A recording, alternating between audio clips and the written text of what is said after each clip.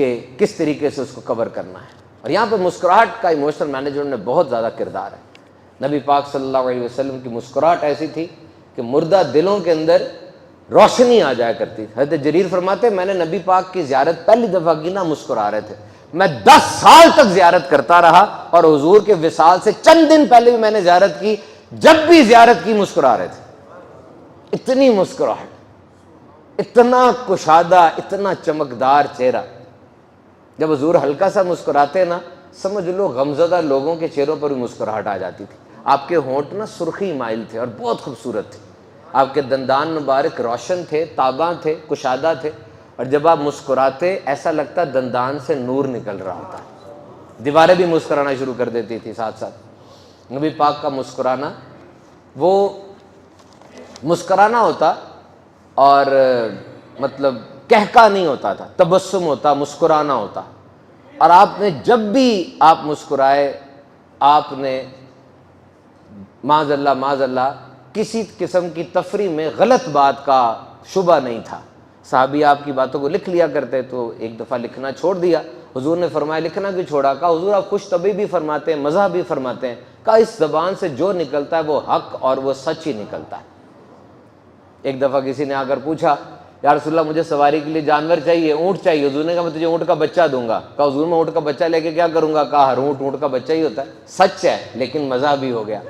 حضرت انس کو فرمایا 2 کان والے ہی سارے ہوتے. ایک بڑھی آ کر کہتی ہے میرے لیے جنت کی دعا فرما دے. کہا اس کو کہہ دو بوڑھے لوگ جنت میں نہیں جائیں گے. وہ پریشان ہو گئی. حضور نے کہا اس کو کہہ دو جو بھی جنت میں جائے گا جوان کر کے بھیجا جائے گا.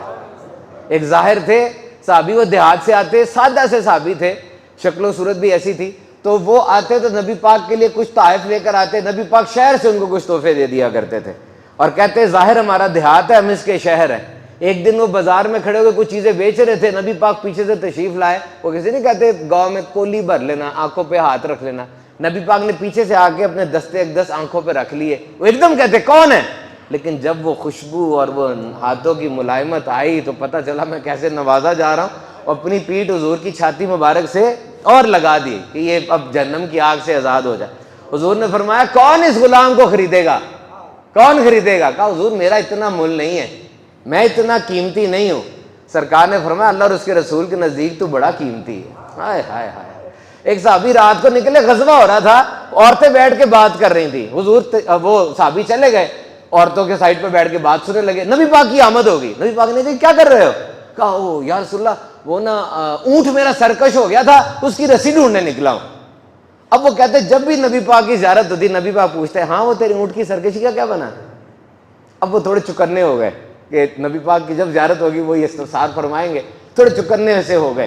ایک دن وہ بعد میں آ کے نماز پڑھ رہے تھے, نبی پاک آئے اور ساتھ تشریف فرما ہو گئے, بیٹھ گئے. انہوں نے دل میں سوچا میں نماز لمبی کر دیتا ہوں. سرکار نے ارشاد فرمایا آج تو جتنی مرضی لمبی نماز کر دے میں بھی ادھر ہی بیٹھا ہوں. اور جیسے سلام پھیرا حضور نے پوچھا ہاں تیری اونٹ کی سرکشی کا کیا ہوا؟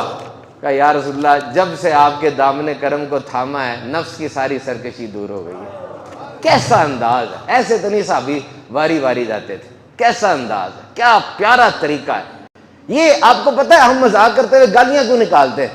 کیوں گالی نکالی جاتی ہے, گندا مذاق کیوں کیا جاتا ہے؟ پتہ ہے میں آپ کو بتاتا ہوں اس کی وجہ کیا ہے.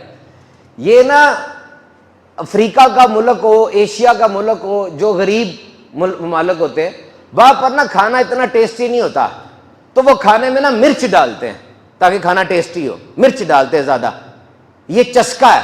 تو یاد رکھیں جب بندہ گالی نکالتا ہے یا جگت بازی کرتا ہے نا, یہ وہ اپنی اس بات میں چسکا ڈال رہا ہوتا ہے, شیطانی مزہ اور شیطانی چسکا ڈال رہا ہوتا ہے. کھانا مزے کا نہیں ہے, زیادہ مرچ ڈال دو.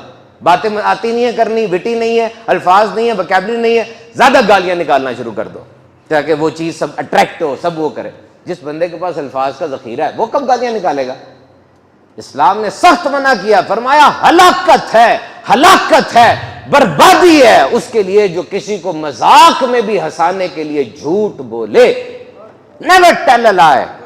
اچھی تفریح کرو, اچھا مزاح اختیار کرو, جھوٹی باتوں سے بچو.